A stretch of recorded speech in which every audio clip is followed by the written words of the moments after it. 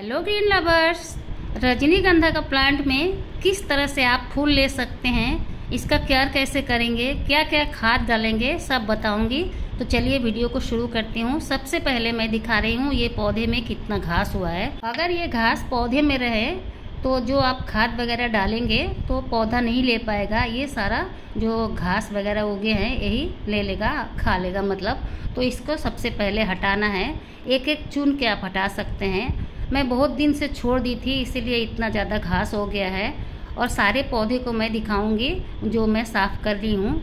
अभी मैं आपके सामने एक पौधे को साफ़ कर रही हूँ और इसका घास वगैरह निकाल के खाद भी डाल के बताऊंगी। तो देखिए ये जो घास है जड़ सहित निकालना है। अगर जड़ सहित आप नहीं निकालेंगे तो कुछ दिन बाद में ये फिर से उग आएंगे। आसानी से घास निकल जाए इसके लिए आपको करना क्या है, आपको पॉट में रात को पानी डाल के रख देना है। जैसे शाम हुआ उसी टाइम में आप पानी रख दे, इसमें पानी डाल दे, भर के पानी डालें। जितना पानी डालते हैं उससे भी ज़्यादा पानी डाल दे 2-3 बार करके।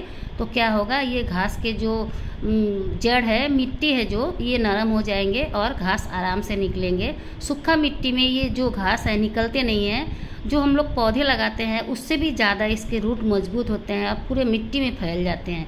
इसीलिए आपको रात को पानी डाल देना है, पौधे में रात भर भीगने देना है और सुबह सुबह उठ के आपको घास को निकाल देना है।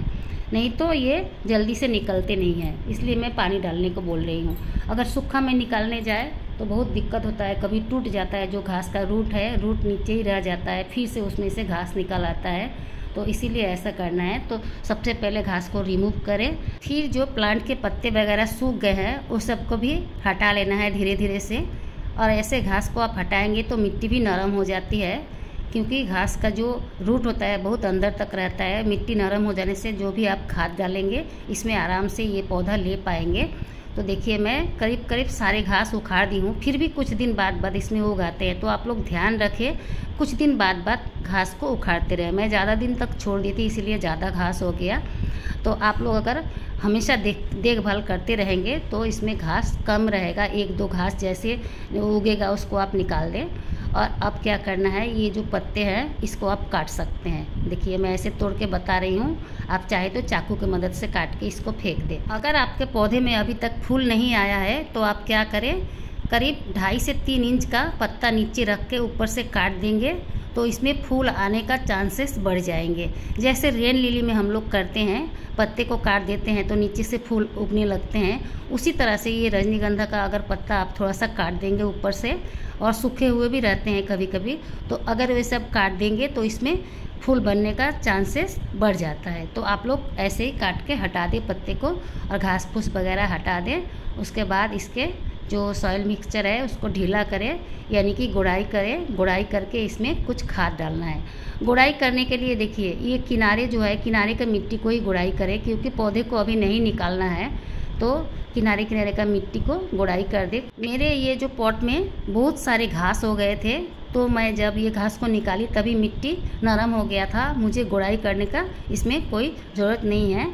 लेकिन अगर आपकी मिट्टी हार्ड हो, सख्त हो, तो आप इसका गुड़ाई करें 2 इंच के करीब गहराई में या 1.5 इंच के करीब गुड़ाई करके इसमें खाद डालें।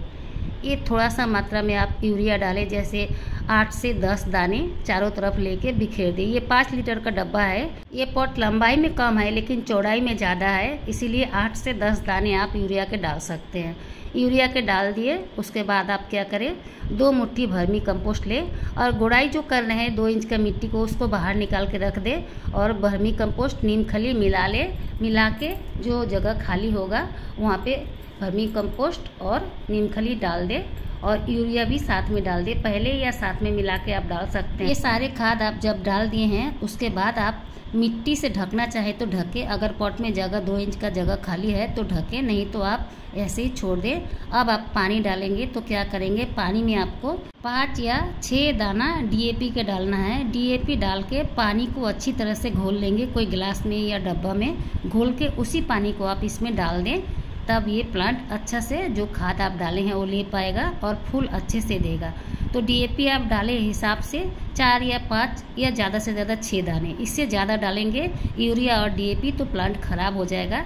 यूरिया और DAP का मात्रा आप याद रखें, यूरिया 8 से 10 दाने, DAP 4 से 5 दाने, यही सब डाल के आपको ये प्लांट को रख देना है, धूप में ही रखना है, तब इसमें फ्लावरिंग आराम से आएंगे। Bye friends, thank you.